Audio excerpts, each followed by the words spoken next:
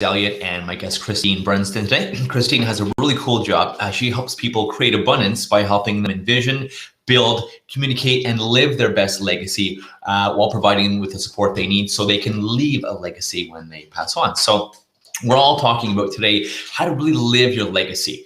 We'll be talking about some cool ways to set goals, why you want to set goals, and it's not just a wishy-washy thing. There's actually science behind why goals will get you to what you want. So first we start off, by the way, welcome Christine. Thank you so much for having me, James. Happy to be here. Pleasure. Yeah, I've been looking forward to this talk because like we're gonna get into really how to set goals, how to be intentional, and how to intentionally live your legacy and live what you want in your life versus just, drifting through life. No disrespect to anyone, but drifting through life, not knowing what we want, not knowing I definitely want this, I definitely don't want that, or at least thinking about it and taking action to figure out what you do want, even if you still have no idea. So intentionally figuring out what you do want, versus just living and existing, right? There's also, she's going to talk about 8 types of capital there are out there don't know about. We're going to talk about formulating a legacy statement, but also looking at goals as well and how to commit to it, because committing to them is, one of the biggest points you need to do. And I thought I'd start off with, we usually in my lives, we pay a lot of attention and we talk about the RAS in your brain, the pay attention system. It's also your wake and sleep system. It's not in any certain part of your brain. It actually is a system that permeates through your entire brain. And what, again, like I said, it's your wake and sleep system, it's your pay attention system. So that's why if you're focusing on crap or fearing or worrying, usually you bring that into your life. If you're focusing on abundance and focusing on what you actually want to achieve and to have, like I want wealth versus I don't want to be poor, I'm sick of being broke. I want to be healthy and happy versus, I don't want to be sick anymore, I don't want to be injured or hurt anymore. I want wonderful people and wonderful relationships in my life versus, I keep attracting these crappy people, or why am I keep attracting these crappy people, or life sucks and men suck and women suck, or whatever people say. You're focusing on the wrong thing, and you're literally programming your brain, you're programming your reticular activating system, your RAS, for either what you don't want or what you want. It's the same reason why, let's say you buy a pair of shoes or a purse or a car or something, right? Or a watch, and then you see, oh my gosh, everyone has this car or this shoes or this watch. And it's not that anything has changed. It's just you have programmed, by making that commitment, that purchase, you program your brain, your RAS, to look for that. That's what it's searching out for. And so you see all these people with the same things as you. It's just because your brain is starting to pay attention to that.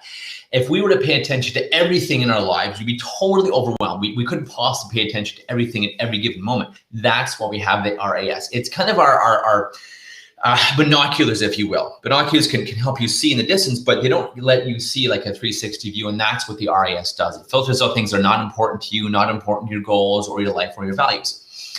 And that can be good and bad, because it can filter out things that are good for you because of the way you're thinking, your mindset, what you're paying attention to, what you're focusing on. So now I wanted to preface things like that, and now I want to turn it over to Christine, because I want her to talk about really in her mind and how she teaches people to intentionally live their legacy, to be intentional with things and set goals. Christine, what is some of the advice you give people to really live that legacy now versus, okay, if someday I can leave a legacy, I got to grunt through this life and now I can leave a legacy. No, I'm fully aligned with you, and that's why I wanted you on the live today, because I love that you want people to live a legacy and live it now and start living it, and that really resonated with me. So what are your thoughts? What advice do you give people? So the first thing we have to overcome is people's perception of legacy, right? Because most of the time when I say, what does legacy mean to you? A lot of people go to, that's for old people. It's something to leave behind. And I say, okay, so the thing with leaving something behind, that can be intentional or that can be unintentional. I've left my wallet at home before that didn't particularly have a great outcome, right? Because it was unintentional, right? So if you're going to leave something behind and you are going to be intentional about leaving that behind, you would actually need to plan to leave it behind. So if we're going to be leaving a legacy, then it's really important to make a plan to ensure that we're leaving something behind. It's a goal that we set to achieve in our lifetime, and that we wake up each day knowing that that's our purpose. That's what we want to achieve, so that at the end of the day, you're leaving something behind that is intentional.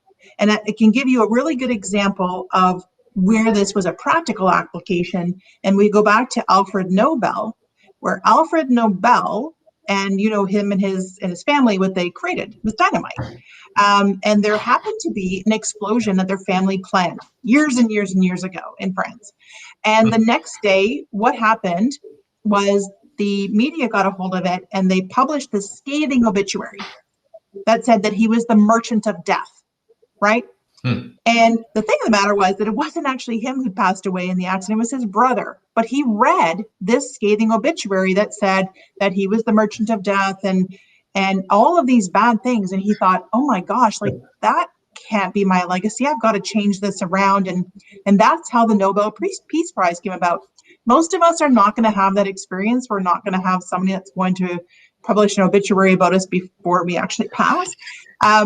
But if you were to think about it in that way, how would somebody describe the way that you're living and the legacy that you really are living? And how do you actually provide, or how do you actually make impact on the lives of people? Because that's really what we're here for, I think, is we're here to make impact on people. It's not about how much value we create. Very few people ever remembered the exact balance of anybody's bank account when they passed away, but they certainly remember the experiences, the time spent, the things said. Fair point. And exactly, the memories. Again, I can't remember her name. She was a nurse, I believe, in Australia, and she lived in a palliative care home and a palliative care hospital. And she went around interviewing all the people on their deathbeds. And to your point, her name is escaping me. I think it's Mary something. And she went around interviewing people, and she's like, what were your biggest regrets? And no one said, oh, I should have worked harder or worked more, or other than maybe pursuing on their dreams and goals. I'll caveat that. No one said, oh, I should have, spent more money on crap I didn't need, right? All their answers were like, I should have spent more time doing what I love, things I love, having fun, hobbies, spending time with people I love, building the great relationships and creating something that I'm is a reflection of me, aka a legacy. And so that was what she had done. It was fascinating book she had written. And yeah, it's not making. I mean, again, I love the tool that and the value money can give us to help people, to volunteer, to donate, to have influence with our dollars on companies that support the environment versus companies that hurt the environment, or whatever you want to support. I think affluence will create a lot of influence too. But to your point, yeah, I mean, dying with $1 million in your bank account versus dying with $1 in your bank account, is it that? And not, I'd rather be the millionaire, but that being said, it's how you lived, of course, right? It's the happiest man in the world is in India, and his house only has 3 walls. He says it gets a little windy sometimes, but he's literally the happy. How they measure this, I have no idea, but he's literally the happiest man in the world. So. But I think you're right. I think the financial capital that we accumulate here allows us to play a bigger game. It allows us to pursue our passions. And if there's regrets, it's not pursuing the things you were passionate about. But few of us actually take a step back and do a 360-degree view look of our life and really understand what those passions are and how we really want to create abundance with those passions and use the capital that we've accumulated in life to really augment what it is that we're going to be leaving behind. Right. So this is really where we get into goal setting, and this is where we get into the reviewing of the 8 different forms of capital. Because the question that I should be asking, if we're gonna look at setting a goal, the question you need to be asking yourself is, okay, so there's 8 forms of capital. If somebody were to take every single form of capital away from me and they were going to give them back to me one form at a time, how would I perceive that I want those to be coming back to me? Because for most people, the financial and material capital, your cash and your physical things, they're going to fall somewhere lower down on that list. But many of us are going to